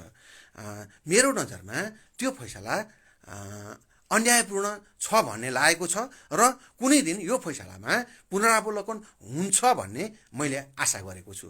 सो समयमा बजार मूल्य 16 देखि 1700 को आसपासमा हुँदा हामीले सो समयमा हाइड्रो पावर कम्पनीहरू किनेर केही नाफा गरेका थियौं। मलाई फलो गर्ने साथीहरूलाई मैले के भनेको थिएँ भने हामीले केही नाफा कमाएका छौं। यो नाफाको केही हिसाब मध्ये यो बिबिसी कम्पनी जसको आज हेर्दाखेरि सानो पुँजीको हिसाबमा त राम्रो कमाइ छ, तर सरकारलाई शेयर स्वामित्व दिँदा ठूलो पुँजी हुने इपिएस पनि कम देखिने, नाफा पनि कम देखिने त छ। तर कुनै दिन सर्वोच्च अदालतको फैसलामा पुनरावलोकन भएमा हाम्रा छोरा नातिले यसबाट ठुलो फाइदा पाउन सक्छन्। त्यसकारणले सबैले 10-10 किता बिबिसी किनेर आफ्नो पोर्टफोलियोमा राखेर छोरा नातिसम्मलाई यो राखौँ। कुनै दिन यो कम्पनीको मुद्दाको विषयमा सर्वोच्च अदालतले पुनरावलोकन गरेर न्यायिक फैसला गरेमा हाम्रो लगानीले उच्चतम प्रतिफल दिनेछ भन्ने हिसाबमा मैले जम्मा 10 किता 1600 देखि 1700 बिचमा किन्न भनेको थिएँ। केही साथीहरूले आज पनि मलाई बारम्बार पिच गरिराख्नुहुन्छ। साथीहरू, तपाईँहरूलाई म सार्वजनिक रूपमा आह्वान गर्छु, तपाईँहरूले मैले भनेको कारणले मेरो मूल्यमा कति बिबिसीको सेयर किनेर राख्नुभएको छ। कृपया तपाईँहरूलाई त्यस्तो डर लाग्छ भने हामी तपाईँको सेयर लिइदिन्छौँ, तपाईँहरू हामीलाई जिम्मा दिनुहोला। यो विषयमा म क्लियर गर्न चाहन्छु। मैले 10 किता किन्नु भनेको हो र यो सर्वोच्च अदालतको फैसला पुनरावलोकन भएमा यसले राम्रो फाइदा दिनेछ। तर आजकै दिनमा महँगो मूल्यमा गएर किन्नुहोस् भनेर मैले भनेको होइन।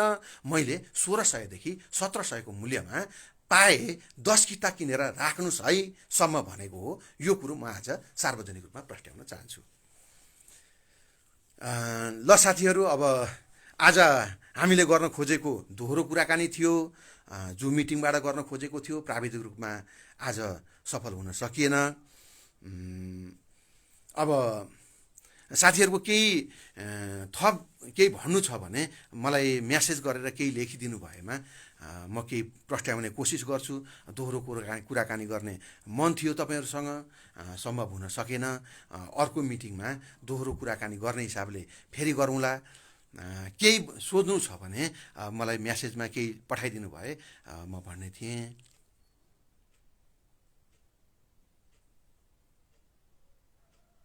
केही प्रश्न छन् भने राख्न सक्नुहुन्छ मेसेजबाट। मैले यो फेसबुक लाइभ पनि मैले आज पहिलोपटक गरेको हो। सायद केही कमी कमजोरी भएका हुन सक्छन्। केही कमी कमजोरी भएमा क्षमा प्रार्थी छु। पहिलो अनुभव हो, केही गल्ती हुन सक्छ। केही प्रश्न छन् भने राखिदिनु होला।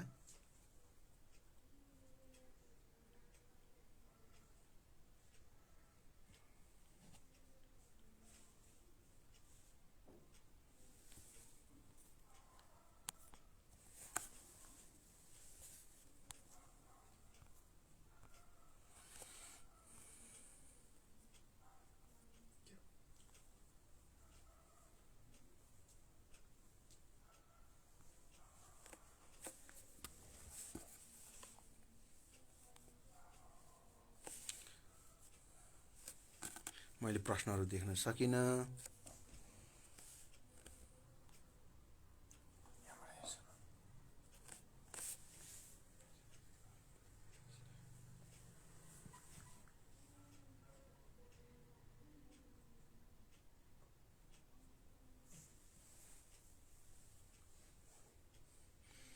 अप्परमा लगानी के होला भनेर मित्र शिवराम शिवाकोटीले सोध्नु भएको छ।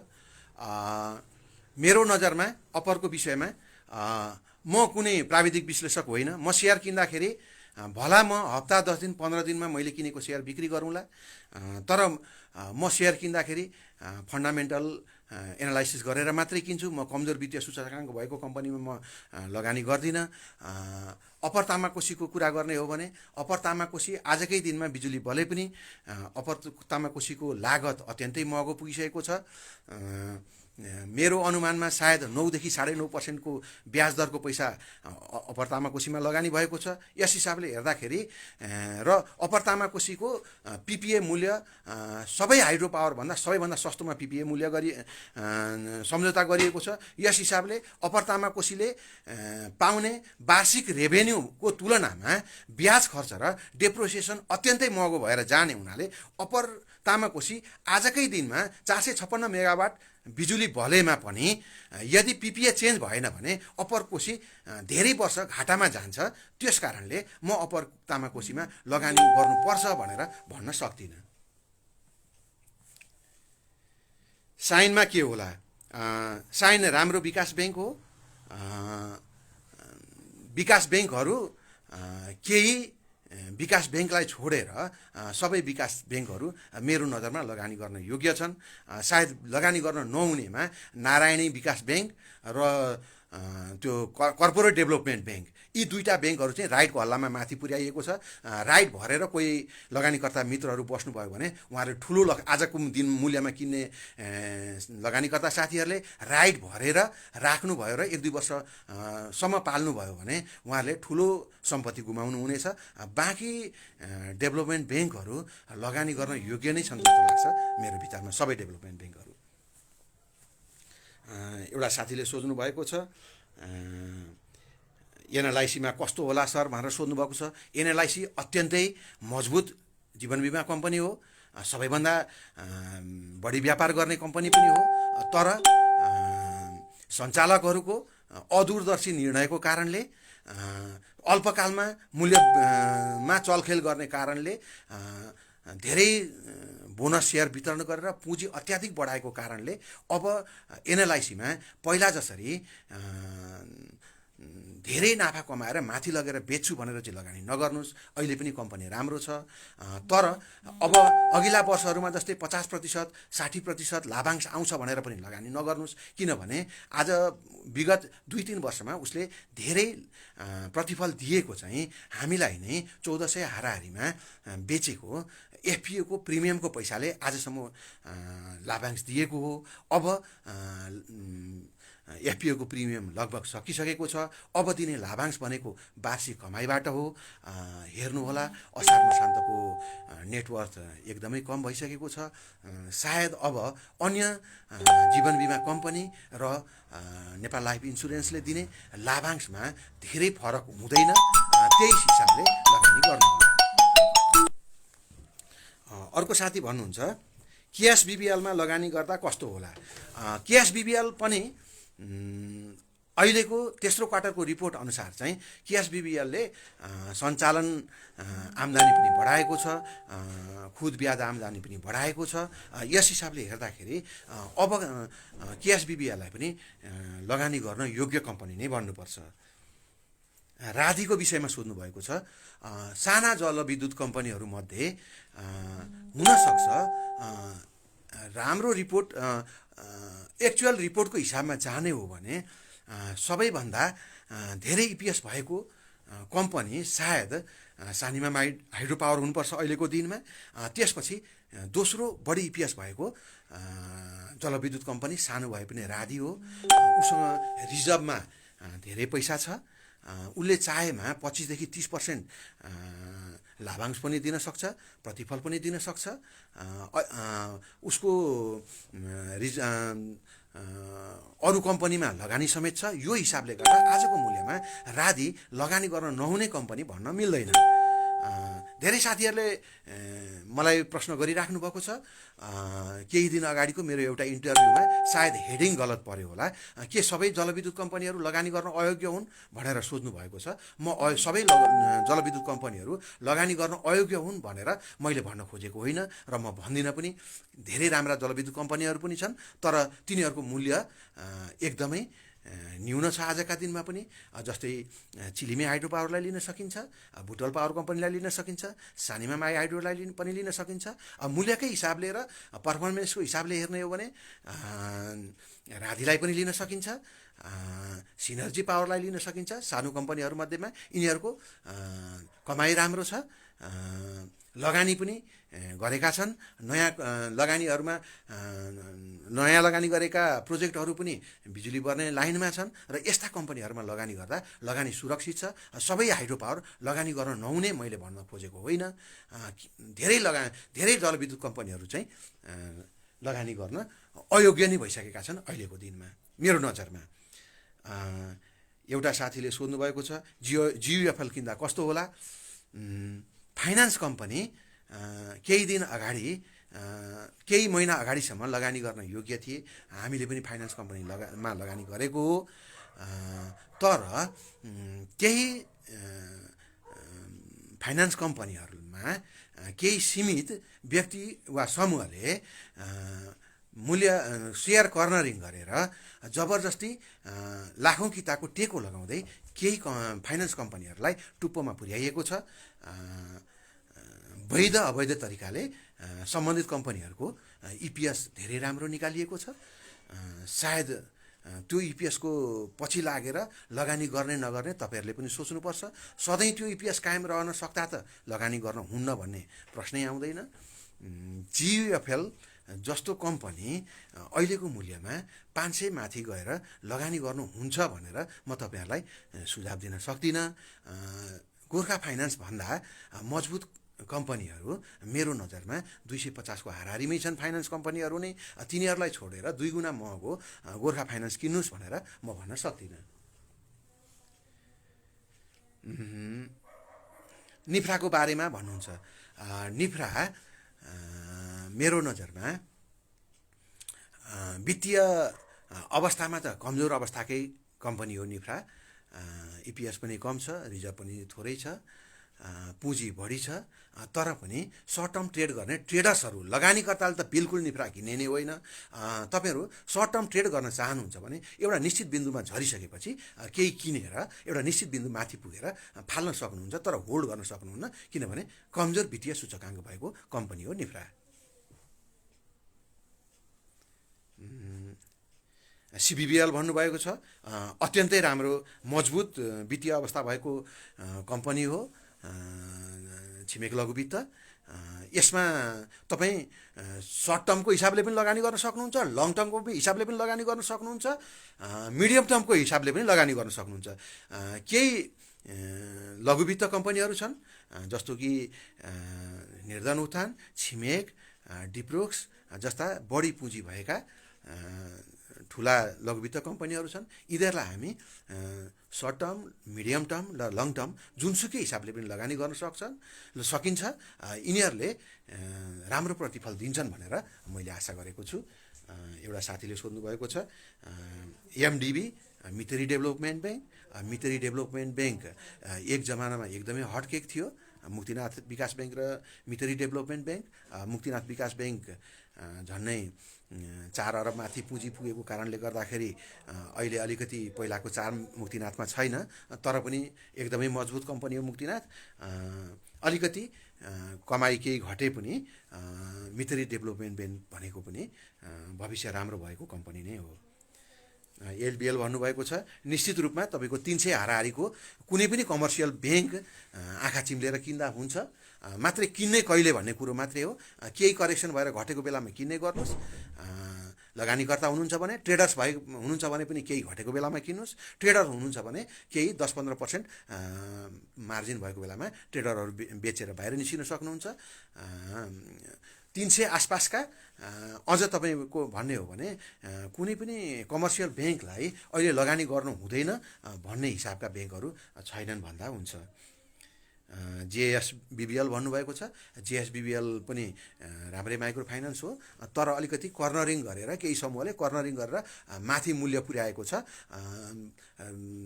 हकप्रत भरिसकेपछि, पुँजी बढेपछि त्यो पर्फर्मेन्स कम्पनीले दिन सक्यो भने अल्पकालमा नाफा नै होला हकप्रत भर्नेहरूको लागि पनि।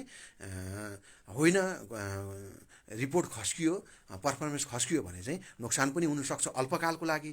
तर मेरो विचारमा दीर्घकालको लागि अहिले लघुवित्त कम्पनीहरूमा लगानी गरेर नोक्सान हुन्छ जस्तो मलाई लाग्दैन दीर्घकालको लागि चाहिँ। सगरमाथा इन्सुरेन्स भन्नुभएको छ, मेरो नजरमा चाहिँ नन लाइफ निर्जीवन बिमा कम्पनीहरू लाई केही समूहहरूले केही वर्ष अघिबाट, 2-4 वर्ष अघिबाट सर्ट टर्म ट्रेड गरेर नयाँ लगानीकर्तालाई बार फसाउने काम गर्दै आएकोले गर्दाखेरि सम्बन्धित कम्पनीहरूको कार्य सम्पादन कमजोर हुने, तर मूल्यलाई अत्याधिक रूपमा हाइक गरेर माथि पुर्याउने र बारम्बार नयाँ लगानीकर्तालाई फसाइने गरेको कारणले गर्दाखेरि मैले चाहिँ नन लाइफ इन्सुरेन्समा लगानी गर्ने गरेको छैन र सकेसम्म नयाँ लगानीकर्ताहरूले यसबाट अलिकति जोगिएर मात्रै लगानी गर्नुहोस् भनेर म सुझाव दिन चाहन्छु। त्यसमाथि पनि सगरमाथा र नेको इन्सुरेन्स भनेको नन लाइफ कम्पनीहरूमा राम्रै कम्पनी हुन्, म नराम्रो कम्पनी भन्दिनँ, तर मूल्य चाहिँ केही बढी देख्छु म प्रतिफलको हिसाबमा। एनआइसी एसिया भन्नुभएको छ, एनआइसी एसियाको राम्रो पर्फर्मेन्स आउँदैछ, कामना सेवा राम्रो छ। एलबिबिएल भन्नुभएको छ, मैले अघि भनिसकेँ, एक दुईवटा विकास ब्याङ्क छोडेर सबै विकास ब्याङ्क लगानी गर्नको लागि योग्य छन्। अलिकति करेक्सन भएको बेला लगानी गर्नुहोस्, सबै विकास ब्याङ्कहरू योग्य छन् एक दुईवटालाई छोडेर। आरएसडिसी भन्नुभएको छ, माइक्रो फाइनेन्समा एउटा कुरा ध्यान दिनुहोला, माइक्रो फाइनेन्स 4वटा होलसेल माइक्रो छन्, बाँकी सबै खुद्रा माइक्रो छन्। साना किसान, आरएमडिसी, आरएसडिसी र फर्स्ट माइक्रो होलसेल माइक्रो हुन्। साना किसानको रिजर्भ राम्रो छ, व्यापार राम्रो छ, उसले रिजर्भबाट पनि राम्रो व्यापार गर्न सक्छ, उसको कस्ट अफ फन्ड कम छ, उसले जस्तोसुकै अवस्थामा पनि नाफा कमाएर दिन सक्छ। बाँकी आरएमडिसी, आरएसडिसी र एफएमडिबिएलको केसमा भन्ने हो भने ब्याज दर घटेको बेला ब्याङ्कले सस्तो मूल्यमा आफै माइक्रो फाइनेन्सहरूलाई सस्तो मूल्यमा ऋण उपलब्ध गराउने भएको कारणले महँगो मूल्यको होलसेल माइक्रो फाइनेन्सको लोन लाग्ने सम्भावना कम हुन्छ। त्यस कारणले न्यून ब्याज दरको फाइदा, सिओएफ कस्ट अफ फन्ड कमको फाइदा खुद्रा माइक्रोले उठाउने हुन्, होलसेल माइक्रोले उठाउँदैनन्। त्यही हिसाबमा खरिद गर्ने निर्णय गर्नुहोला। सिट भन्नुभएको छ, सिटिजन नागरिक लगानी कोष। नागरिक लगानी कोष राम्रै कम्पनी हो, 85% हकप्रत जम्मा भइसकेको छ। स्पष्ट भन्नुपर्दा कम्पनीको वित्तीय अवस्था नराम्रो भन्न त मिल्दैन, तर आजको मूल्यलाई सपोर्ट गर्ने वित्तीय सूचकाङ्कहरू निकाल्न कम्पनी असमर्थ छ। विचार गरेर लगानी गर्नुहोला। सर्ट टर्मको लगानी ठिकै होला, लङ टर्ममा चाहिँ अलिकति महँगो मूल्यका भएका कम्पनीहरूमा विशेष गरेर नयाँ लगानीकर्ताले लगानी गर्दा होसियारी अपनाउनु होला महँगो मूल्यका कम्पनीहरूमा। पिएलआई भन्नुभएको छ, मैले अघि लाइफ इन्सुरेन्स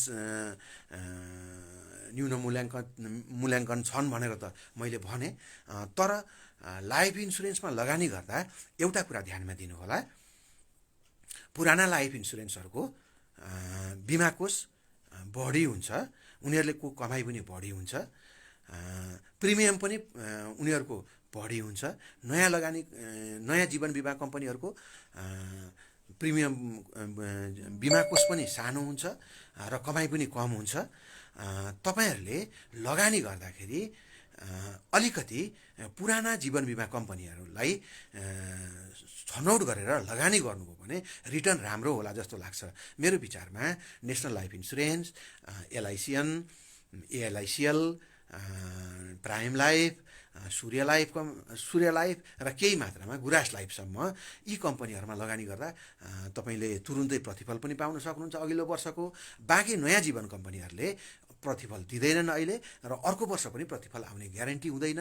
त्यही भएर अलिकति मैले हेर्दाखेरि एउटा नयाँ लगानीकर्ताहरूले गलत डिसिजन गरिराख्नु भएको छ। नयाँ जीवन बिमा कम्पनीको आइपिओलाई महँगोमा गएर किनेर नोक्सान खाइराख्नु भएको छ। सतर्क हुनुहोला, पुराना जीवन बिमा कम्पनी भन्दा महँगोमा गएर नयाँ जीवन कम्पनी दोस्रो बजारबाट किन्नु हुँदैन, यो कुरामा ध्यान दिनुहोला।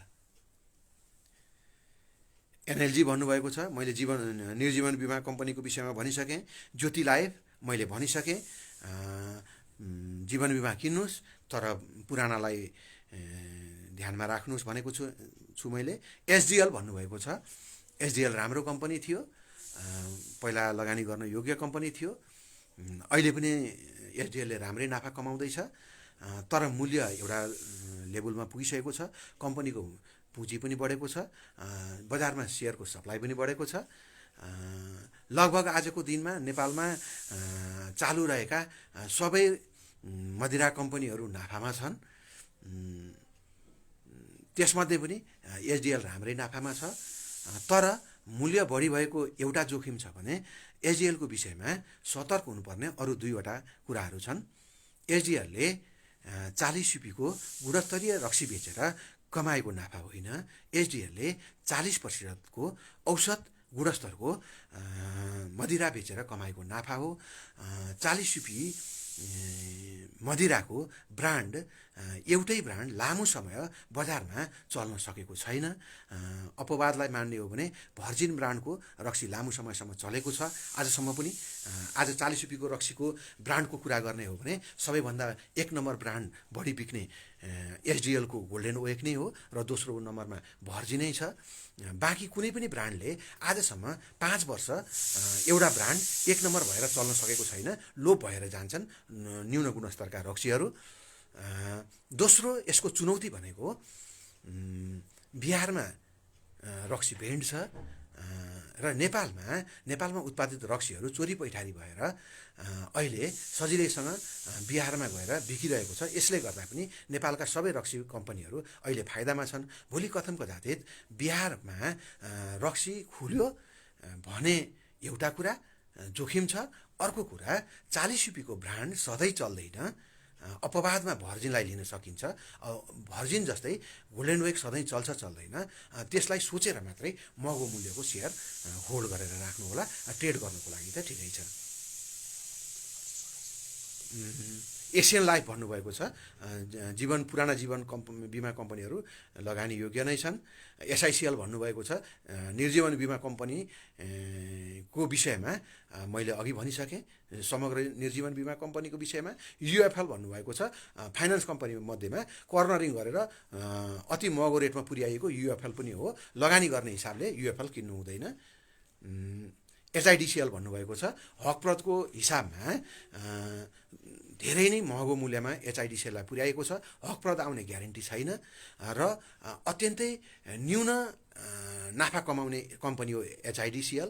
हुनसक्छ अहिले किनेको मूल्यमा 60-75% गुमाएर 2 वर्ष पछि बेच्नुपर्ने अवस्था आउन सक्छ होल्डरहरूको लागि। चनाखो भएर मात्रै यस्ता कम्पनीहरू केही दिन ट्रेडको लागि मात्रै उपयुक्त छन्। यस्ता कम्पनीहरूमा जोखिम अत्यन्तै छ। अपर अघि मैले भनिसकेँ। एसएफसिएल मैले भनिसकेँ एकदमै कमजोर फाइनान्स कम्पनी हो, एकदमै कमजोर सूचकाङ्क छ। लगानी बिल्कुल गर्नु हुँदैन। सर्ट टर्म ट्रेडको लागि ट्रेन्ड हेरेर लगानी गर्नु होला। एकेपिएल 25 मेगावाटको राम्रो हाइड्रो पावर कम्पनी हो, नराम्रो भन्न मिल्दैन। तर एकेपिएलमा इपिएसलाई हेरेर लगानी नगर्नु होला। एकेपिएलमा एउटा बदमासी छ। 25 मेगावाटको कम्पनीले सुरुका वर्षमा डेप्रिसिएसन कति काट्नुपर्ने यो कुरो चनाखो भएर तपाईँहरू हेर्नुहोला। डेप्रिसिएसन काट्ने 2वटा मेथड छन्। एउटा मेथड अनुसार कम्पनीको लाइफ 30 वर्षलाई हरेक वर्ष बराबरको हिसाबमा 3.33% एसेट्सलाई भाग गरेर डेप्रिसिएसन काटिन्छ। यसो गर्दाखेरि सुरुवातका केही वर्षमा कम्पनी घाटामा जान्छ, त्यसपछिका पछिल्ला वर्षहरूमा कम्पनी नाफामा जान्छ। तर सुरुवातका वर्षमा धेरै नाफा देखाएर मूल्यमा चलखेल गर्नको लागि डेप्रिसिएसनको अर्को मेथड युज गरिन्छ, जसअनुसार डेप्रिसिएसन अघिल्ला वर्षहरूमा अत्यन्तै कम देखाएर नाफा देखाइन्छ। त्यही हिसाबले डेप्रिसिएसन कम देखाएर एकेपिएलको 24 इपिएस देखाइएको छ। यदि डेप्रिसिएसन सुरुवातका वर्षमा कम देखाइएर नाफा बढ्ता देखाउँदै जाने हो भने अन्तिमका धेरै वर्षहरू एकेपिएल घाटामा जान्छ। यो कुरो चाहिँ लगानी गर्नुभन्दा अगाडि विचार गर्नु होला। कम्पनी नराम्रो भन्न मिल्दैन, राम्रो कम्पनी छ। एनएमई जीबीआईएमई बढ्नै नसकेका ब्याङ्कहरू हुन्। बजारले अन्याय गरेका, सबै ब्याङ्कहरूलाई बजारले अन्याय गरेका छ। हामीले अन्याय गरेका हौँ। हामी लाभांश नै नदिने थर्ड क्लास कम्पनीहरू महँगा मूल्यमा किन्छौँ, तर यस्ता राम्रा ब्याङ्कहरूमा हाम्रो नजर नै पुग्दैन। आरएचपिएल भन्नुभएको छ रसुवागढी होला सायद। रसुवागढी सान्जेन हाइड्रो पावरहरू आउने वर्षसम्ममा पनि यदि असार माससम्म बनेर तयार भए भने यिनीहरूले पहिलो वर्षदेखि नै सञ्चालनको पहिलो वर्षदेखि नै केही प्रतिफल दिन सक्ने अवस्थामा छन्। तर बशर्त अर्को वर्षको असार माससम्म चाहिँ भनाइको मतलब अबको 14 महिनाभित्रमा सबै पूर्ण क्षमतामा बिजुली बलिसक्नुपर्छ। ल त साथीहरू, अब आज मैले फेसबुक लाइभबाट हजुरहरूलाई यति भन्न सकेँ। फेरि पनि अर्को पटक प्राविधिक कारणले आज जुमबाट हुन सकिएन। दोहोरो कुराकानी गर्ने हिसाबले अर्को पटक जुमबाट जोडिने प्रयास गर्नेछु। आजलाई बिदा पाऊँ। धन्यवाद।